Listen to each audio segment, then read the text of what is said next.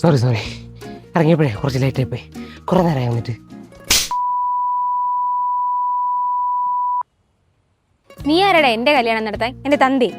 അല്ല മാലു, ജോമോനും നീയും തമ്മിൽ ഇഷ്ടത്തിലല്ലേ? പിന്നെ നിൻ്റെ അമ്മ എൻ്റെ അടുത്ത് ജോമോൻ്റെ കാര്യം പറഞ്ഞപ്പം ഞാൻ അവൻ്റെ വീട്ടിൽ ചെറുതായിട്ടൊന്ന് അറിയിച്ചെന്നേ ഉള്ളൂ. അറിയിച്ചെന്നേ ഉള്ളൂ. ജോമോനും ഞാനും തമ്മിൽ ഇഷ്ടത്തിലാണെന്ന് നിന്റെ അടുത്ത് ആരടാ പറഞ്ഞത്? അപ്പം ഇഷ്ടത്തിലല്ലേ? അല്ല. നീ എന്താടാ ഇങ്ങനെ ആയിപ്പോയത്? ഞാനും അവന് നല്ല ഫ്രണ്ട്സാണ്. മാത്രമല്ല അവന് വേറെ അഫെയറും ഉണ്ട്. ആ പെൺകുട്ടി എൻ്റെ ഫ്രണ്ടാ.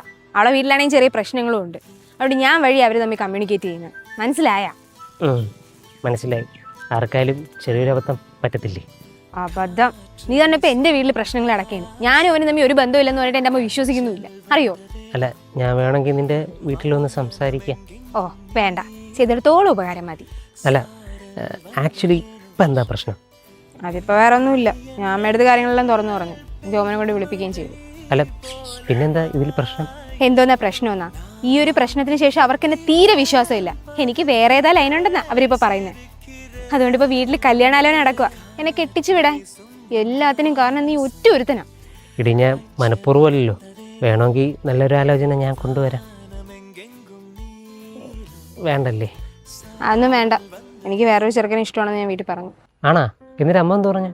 അമ്മ പറഞ്ഞ് നല്ല പയ്യനാണ്, അമ്മയ്ക്ക് അറിയാവുന്ന ആളാണ് എന്നൊക്കെ പറഞ്ഞു.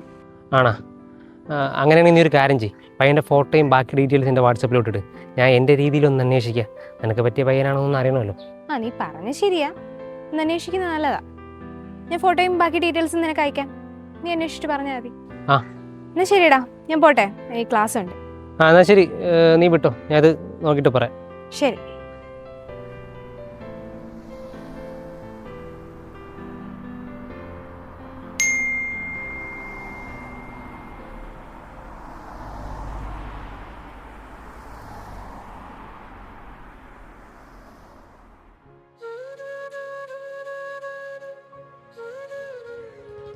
മാലു,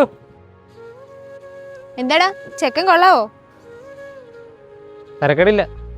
എന്നാലേ പയ്യനോട് പറ നല്ലൊരു സമയം നോക്കി വീട്ടുകാരെയും കൂട്ടി എൻ്റെ വീട്ടിലോട്ട് വരാൻ.